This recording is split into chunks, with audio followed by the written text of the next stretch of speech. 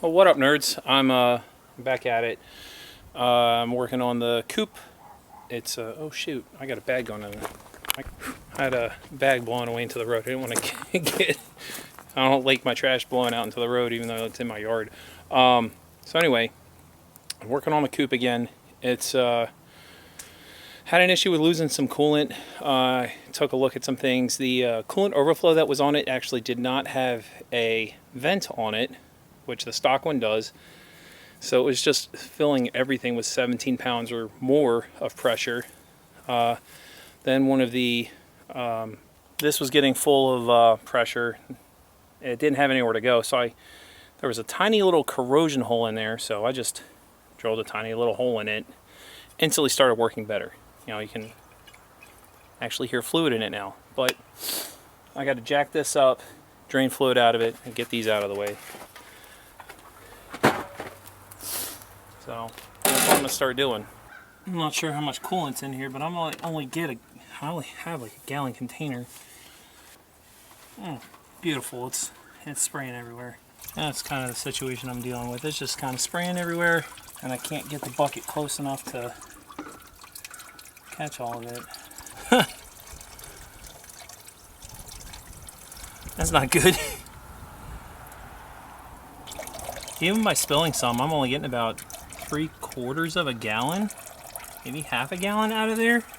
I'm taking off the hose clamps. I'm using man-pack gun because I'm being lazy. So I've been slicing it with a knife down here, just trying to get it separated off of here. It's just, it's pushed up all the way into here. There we go. Now luckily I do have a spare intake manifold gasket. I bought, years ago I had to buy one, and they were like 94 cents, so I bought 4 of them. So I've got a couple spares kicking around somewhere. So this intake has just a bunch of 10 millimeters on it, and I usually just start in the middle, get these two, 3 around the water neck housing. I might have to use the ratchet in there. Kind of just going wherever I can get bolts off right now, because some of these have not been off in years. What I'm going to try to do... Oh my god! Are you kidding me, dude? Oh my god. A little trusty Harbor Freight ratchet just flew apart while I was using it. Oh, looks like the screw's a little, I don't know if you can see that or not. The screw's a little mushroomed over. Whatever. I'll get an up close picture of it. I don't use these for work. Like this, the only time I use these things is when I'm working on some of my junk. Like my full-time job, I'm a fucking nerd. So I just took the screw that was out of it and put it back in there, and it's in there, but now it feels loose. I think there's a washer or something missing, but I don't know. I'm gonna go get my other ratchet and finish this up. That's super annoying and super disappointing. I don't know if this has a lifetime warranty or not, but I'm gonna try and take it back. Yeah, apparently Harbor Freight has a lifetime warranty on it, so I'm gonna take it back maybe tomorrow and see if I can get it changed out. Come on, don't stay on there. There we go. That's good enough. You can just, that's wedged on there. Yeah, there we go. Okay, I'm gonna put some silicone spray up in there when I'm done. Maybe today's the day I do the EGR delete as well. All this just to replace some coolant hoses. It'll look nicer when I'm done, but man, this is pretty annoying right now. Whew, man, that is chunky back there. Gross. Yeah, I'm gonna just pull off these heater hoses. Worry about all this later. Those are 13s. I'm gonna bust them off with the impact. And of course, it's got everything attached to it. I can't get anything unbolted with it all right here. Harness doesn't want to play fair. On the side of the throttle body, there's the throttle position sensor, which is busted, and then the idle air control valve, which is the tabs are busted on. So everything's broken on this. So you can tell somebody's definitely been in here. And they didn't know what they were doing. So that's disheartening, but common. They were all busted off on my first gen after I worked on it a while. You can buy replacement connectors for these if you want to repin it yourself, or you can get a harness from Jacob. I might have to go get a gasket for this. This gasket's flat and kind of looks like dog doo-doo, so it's been damaged. So I need another gasket. This EGR valve, it looks terrible up there. So right in there, where all that nastiness is the EGR valve. And I'll explain what it does here. So the EGR valve, during certain times while you're driving, it will recirculate some of the exhaust gases back through the intake so you can reburn some of the exhaust gas and reburn unburnt fuel. This was a requirement to have by the government. However, on later model Neons, they don't have it because it wasn't necessary for emissions. Like, I think starting in 2000 on the single cam Neons, they didn't have it.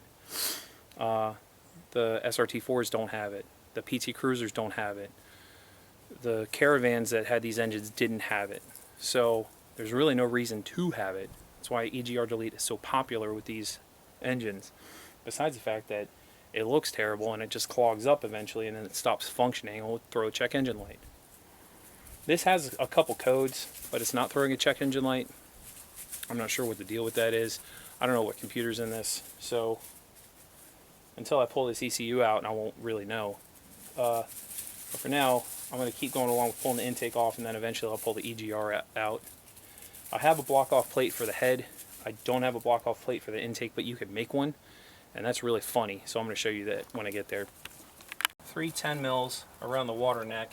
Well, I'm going to pull this thermostat housing off first.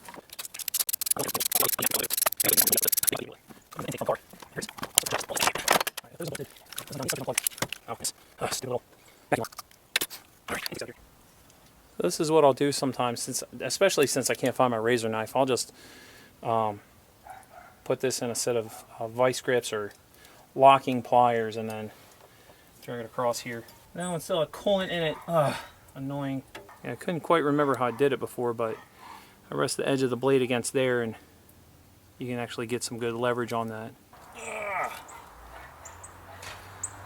This little bolt holds on the heater core lines.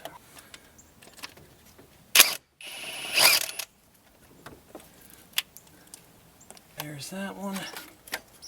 Cool. Let's get this out of here because these are in really sad shape. I'll do that one. Come on.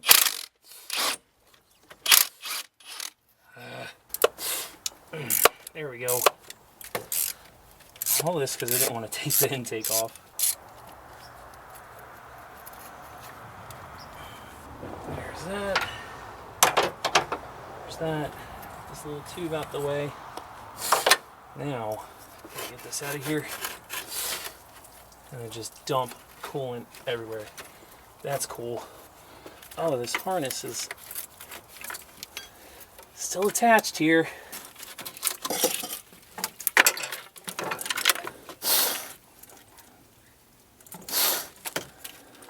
Overall, the intake doesn't look too bad, but this is definitely having a bad time right here. It looks like maybe they tried to jam some RTV around it or something, but it looks terrible. This ain't fun! Let's see if I can stuff some rags in there and close that up, cover that up, try and wire wheel this a little bit maybe. A few hours have gone by, a few things have changed. Mainly, I cleaned up the mating surface of this a little bit, mostly right around here, mainly around the coolant jacket, and you can see it's actually corroded some. So what I decided to do was, gosh, come on, golly. Let's see what I can do with a blade, and then I'm gonna have to take a wire wheel to this. This is, oh, well, there's the there's the intake gasket. Let's see if I can make that drill do some of this work. Huh. Well, guess I'm not doing that. I'll just let it ride.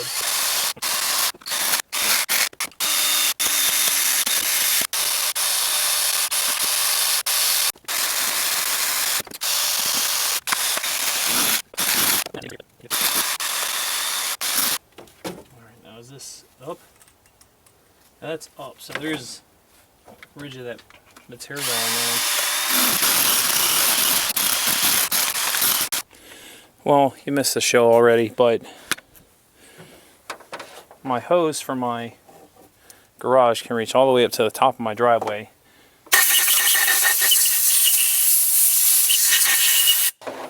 That's pretty cool. This is probably not the best way to do this, but I'm kind of in a bind. I could have probably taped this up and done a better job. I could have... there's all sorts of stuff I could have done different, but I'm here to get this done. I'm not here for logic and reasoning, and this is not a customer's car. And if this was somebody else's car, I would be doing this way different. I'd be taking my time. I'd be, you know, worried. I'd probably be using tape across here. Oh, it just smells like that. Oh, that rotten intake smell. That rotten, hard engine oil smell. Gosh.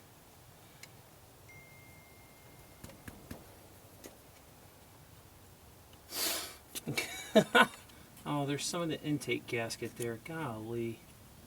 And literally, this isn't going to matter to fucking anybody except me.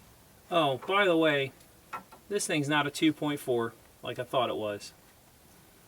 I asked some of my friends for advice, and I mentioned that it has a stock motor mount on the side, but it fits like crap, and he was like, Jerry, that won't go together. You need to do some investigating. And turns out it's got a stock 2-liter bottom end and a 2.4 head, and I'm assuming 2.4 cams, and that's why one of the cam gears is upside down. I don't really know. My buddy a long time ago, well, long time meaning like I think either last year, I think it was this past year, at Carlisle, gave me a, it might have been the year before, I don't know. He gave me a stock 2-liter head with cams and all that stuff. So I'm going to swap the 2.4 cams out for 2-liter cams at least. Try and give this thing a little more top end, because it kind of dies off around 6,700. But it does rev out. I was really worried about revving out the, when I thought it was a 2.4, I was really worried about revving it to, you know, 6,500. I thought it was going to blow it up. But now that I know it's a 2-liter, I know this thing will rev to 7,000 no problem. As long as you keep oil in it, it'll rev to the moon on a stock bottom end. People have had these stock bottom ends, I think, at 8,000. Oh god, that's so gross. This literally doesn't matter to anybody. I don't even know why I'm still spending time on it. Oh god. Well, it looks a little better. Well, it's pretty raunchy. Now, my buddy that sold me the car, he had just showed me the ad 2 years ago, and it said something about 2.4 swap. Now, I thought it actually had a 2.4. Now, I guess when they spoke, the guy had said it had 2.4 head swapped onto it. So that means that when I bought this with the timing belt really far off, I was really lucky that it didn't bend any valves. And I'm really lucky that it's running as well as it is. Yeah, that's just regular schmutz from in there. So it's like 2 weeks later, and I'm finally like getting around to editing this footage together. And I just realized that a bunch of footage got deleted or didn't record because my phone died, or my camera died actually. So I'm gonna show you what the EGR delete plates look like. So on the intake side, there's the one EGR delete plate, and I have the stock bolts on there, and it works pretty okay. On the exhaust side, it actually needs shorter bolts. Yeah, so the exhaust side needs shorter bolts to work correctly. Otherwise, it's going to have exhaust leak like I have later on in the video. But all I did is I took the stock gaskets off, cleaned them up a little bit. I just lightly sanded them with like a, I don't know, I had a 500 grit sandpaper or something. And then I smeared some sealant on there. I just used some great stuff I bought because it's like a quick setting RTV. It's good for up to like 500 degrees Fahrenheit, which of course exhaust gases can get higher than that, but it's been okay. It's been about 2 weeks and it hasn't started leaking again, so I'm gonna call it good. So this is Jerry from the future telling Jerry from the past that your footage got deleted. Since I had a wire wheel around here, that's probably not flat, and since the coolant jacket around here has all those gouges in it, it's definitely not flat. This is the gasket I have. It's a Felpro, I think. So I'm going to smear a little bit of RTV around here, so hopefully it'll seal. Actually, right in there where it looks like it's corroded the most is right here where this opening is, so I'm not really that worried about it now, but I'm still just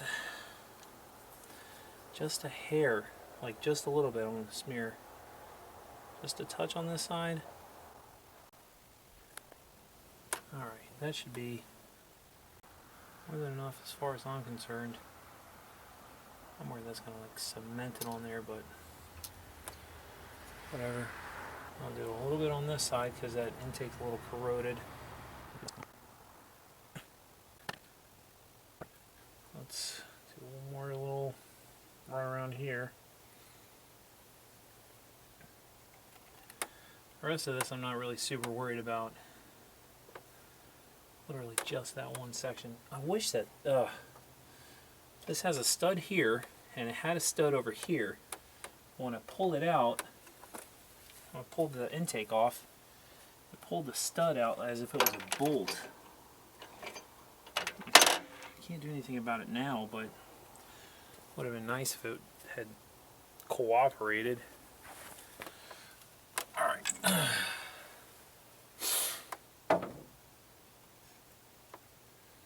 Let's get this down.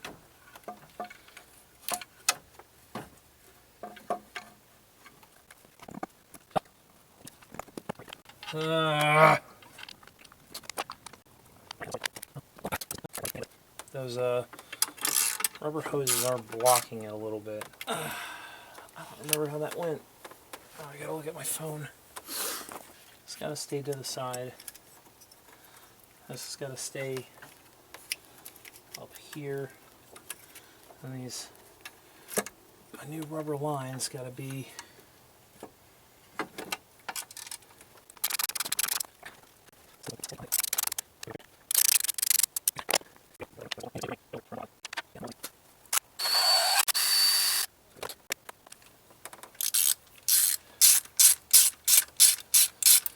oh man. What a day. I thought this was going to be a lot easier than it ended up being. It ended up being slightly more involved than I wanted it to be, but we're getting it done. We are getting it done.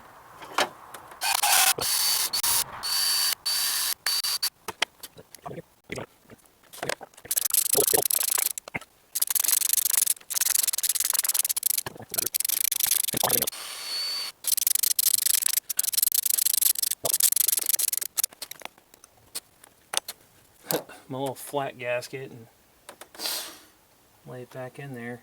That is, man, that thing is smashed flat. Do a little tracing and maybe a little trace on the outside. I did not clean up this mating surface at all, so this is going to be interesting.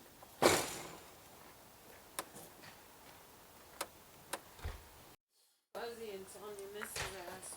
I did. Okay, good. I did. Alright, give me a kiss. Alright. Don't be out here too much longer. I have to finish this. I don't have a choice. So I'm going to be out here however long it takes me. There we go. There we go. These are not going to positively click, and that's that sucks, but it is what it is. Oh dude, this is a, oh, it's a 52, I guess.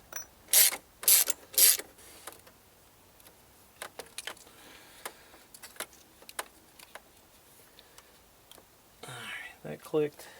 Push the right clip down. This goes up there first.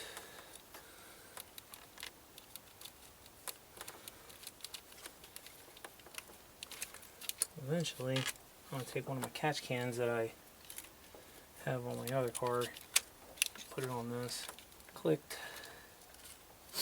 jam that in there.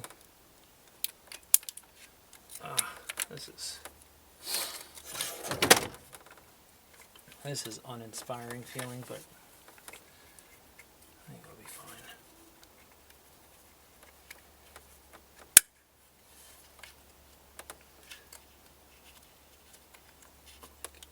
Red clip down.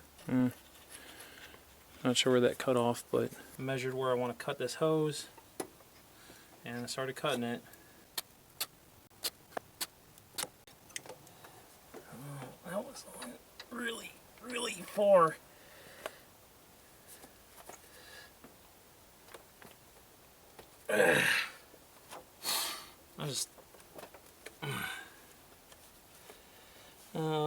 I could have made that a little shorter, but YOLO. It should run at this point. Ow. I gotta put the intake together, upper radiator hose back on, then it should run. Hopefully there's no leak on the bottom and it's just spillage from up top. But realistically, I don't know if I have that kind of luck. Also, I had went through some hassle of building this modifying my overflow can for the coolant, and doesn't really work. Basically, I put a T on the bottom, and then I was hoping to build a sight glass in here, and then I'd be able to see the coolant level through this hose and all this stuff, and it just doesn't work. I think because the inlet on the bottom and also the vent on the top, and being able to have that sight glass capability, it basically releases the pressure in there to the outside, so it never sucks the coolant back up, so it kind of pushes it out. Also, there's a coolant leak on this coming from the water outlet on the water pump, so I'm gonna have to take the intake back off again and redo it at some point, but for now I'm just gonna keep adding a little bit of coolant here and there. It's not a big leak, it's just a weep at this point. It's more annoying than anything. So this is like my 2-week update on doing this job. Let's see if it starts. Really screwed anything up or not.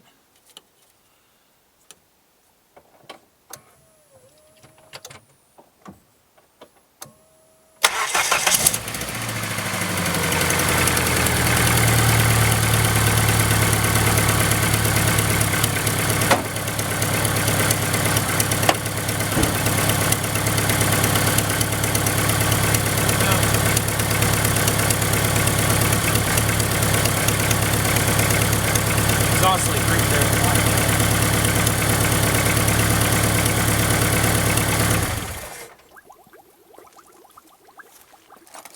At least I found it right away.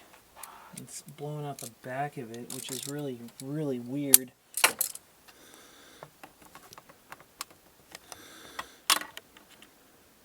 These are the stock bolts. Here's some bolts I had kicking around the garage. I think they're 25 millimeter and these are 30. I also have some washers and lock washers, so I jam those on there with this. I just gotta go get the right size socket because it's got a larger head than this. I believe it's a 13 or something. I don't know how I feel about my double gasket idea. I might pare this down to just this one. Alright, let's get in there.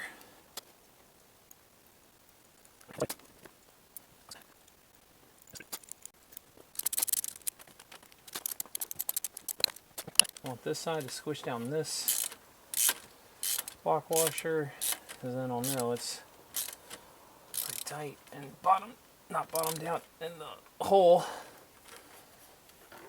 There we go. Alright. Let's see what we got. Once I get it started, I gotta keep an eye on the coolant level. So I might have to top it off.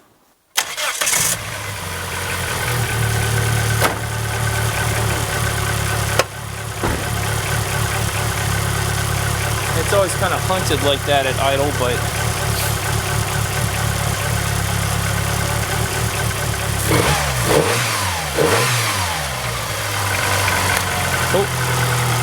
let's go check the coolant level. Oop, touched the timing belt while it was running. That's sketchy. This looks like a horror movie. Here, Jerry, you want to do me a solid and hold the light, hold it back a little, and up. Yeah, that works. I guess I'm kind of done for the night, and I'm just going to wrap up the video here. This took me way too long to do something that should have been really easy, but like a lot of things, when I start to do a small project, it eventually snowballs into a really big, dumb project. I end up doing things I didn't need to do just because I'm going to do them because I'm here anyway. So if you're still watching, thanks. I know this is kind of boring and kind of weird. I think I still need a radiator cap, so if I get one tomorrow, I'm going to include it in here somewhere. Yeah, thanks for watching. Subscribe if you like watching dumb shit like this. Share the video with your friends because I like doing this, and my kids like making fun of me for doing it. And I'm going to do it anyway because this is dumb things I got to do.